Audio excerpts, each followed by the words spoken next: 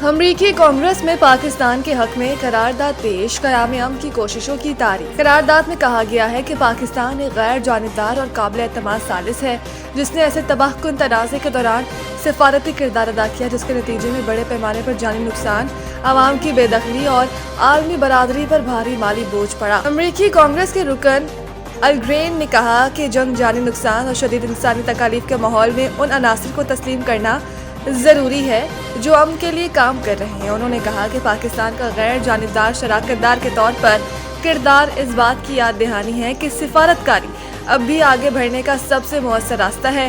ال گرین نے مزید کہا کہ ان کوششوں کو سراہ کر ہم تباہی کے بجائے مذاکرات کو ترجیح دینے اور اس تنازع سے متاثر بے گناہ جانوں کے تحفظ کے عزم کا اعادہ کرتے ہیں۔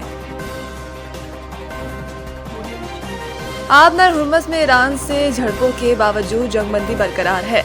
ٹرمپ امریکی صدر نے صحافیوں سے گفتگو کرتے ہوئے کہا کہ ایران کو آج امریکی بحری جہازوں پر حملے نہیں کرنے چاہیے تھے۔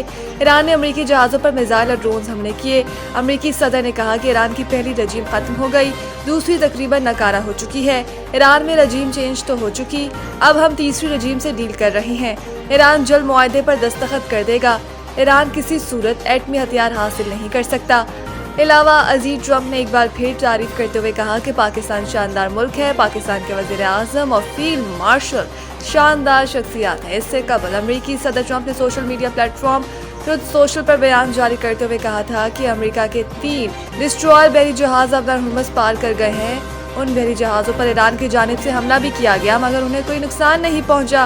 دوسری طرف امریکی سینٹرل کمانڈ نے ایران کے جزیرہ کشم اور بندرگاہ بندر عباس پر حملے کی تصدیق کر دی اور دعویٰ کیا کہ امریکی افواج نے ایران کی جانب سے بلا اشتعال حملے کا ذاتی دفاع میں جواب دیا ہے۔ امریکی سینٹکام کے مطابق امریکی فوج نے قتلے کو ختم کیا اور حملے کے ذمہ دار ایرانی تنصیبات کو نشانہ بنایا۔ ان تنصیبات میں ایران کی میزائل اور ڈرون لانچنگ تنصیبات تھی۔ نائب وزیر اعظم اسحاق ڈار کی داتا دربار آمد ترقیاتی منصوبوں کا جائزہ۔ سیکرٹری اوقاف نے نائب وزیر اعظم کو جاری ترقیاتی منصوبوں، انتظامی امور اور زائرین کی سہولیات سے متعلق تفصیلی بریفنگ دی۔ نائب وزیر اعظم نے داتا دربار کے مختلف ترقیاتی منصوبوں کا معائنہ کیا اور جاری توسیع پروگرام کو قابل تحسین قرار دیتے ہوئے کہا کہ حضرت داتا گنج بخش رحمۃ اللہ علیہ کا مزار امن، روحانیت، رواداری اور اسلامی اقتدار کا عظیم مرکز ہے۔ انہوں نے مزید کہا کہ دربار شریف میں انفراسٹرکچر، صفائی، سیکیورٹی، رش مینجمنٹ اور عوامی سہولیات میں بہتری کو حکومت کے عزم کا مظہر قرار دیتے ہیں۔ ڈاکٹر احسان بھٹا نے اس موقع پر کہا کہ داتا دربار میگا پروجیکٹ کو بروقت مکمل کیا جائے گا تاکہ زائرین کو مزید بہتر سہولیات فراہم کی جا سکے۔ دورے کے دوران ایکسین میں NW محمد عیسیٰ، فہد نوید، جنرل مینیجر نیسپاک عادل نذیر، ایکسین اوقاف کیسر منیر اور داتا دربار انتظامیہ کے دیگر افسران بھی موجود تھے۔ وزیر اعظم اپنا گھر اپنا پروگرام۔ 1845 افراد کو 5 ارب سے زائد قرضے فراہم کر دیے گئے۔ قومی اسمبلی کی قائمہ کمیٹی خزانہ کو بتا دیا گیا ہے کہ آئندہ 4 برسوں میں 5 لاکھ گھروں کی تعمیر کے لیے رعایتی قرضے فراہم کیے جائیں گے۔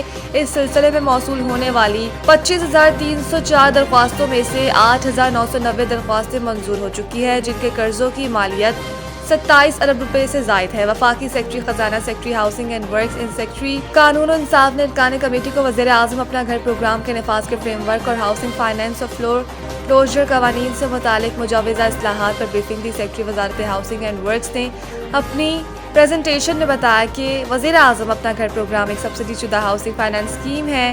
اس کے تحت پہلی بار گھر خریدنے والوں کو 1 کروڑ روپے تک قرض فراہم کیا جائے گا جس پر مقررہ مارک اپ ریٹ 5% ہے اور ادائیگی کی مدت 20 سال رکھی گئی ہے جبکہ فائنانسنگ کا تناسب 90-10 ہے۔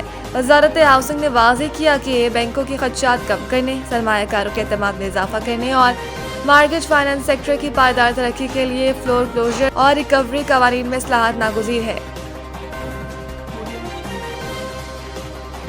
بنگلہ دیش کے خلاف ٹیسٹ میں اذان اویس عبداللہ فضل کا ڈیبیو کیپ مل گئی۔ ڈھاکہ میں ہونے والی سیریز کے پہلے ٹیسٹ میچ میں 21 سالہ اذان اویس کو محمد رضوان اور 23 سالہ عبداللہ فضل کو کپتان شان مسعود نے ٹیسٹ کیپ دی۔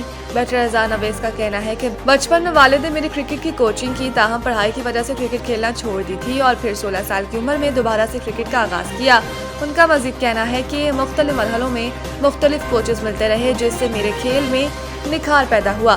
اذان اویس نے بتایا کہ مجھے پرفارمنس کے بعد 2 سے 3 سال کرکٹ نہیں ملی۔ پاکستان اور بنگلہ دیش کے درمیان ٹیسٹ میچ ڈھاکہ کے شیر بنگلہ اسٹیڈیم میں کھیلا جا رہا ہے۔ واضح رہے کہ گھٹنے کی انجری کے باعث بابر اعظم اس میچ کے لیے پاکستانی ٹیم کو دستیاب نہیں ہے۔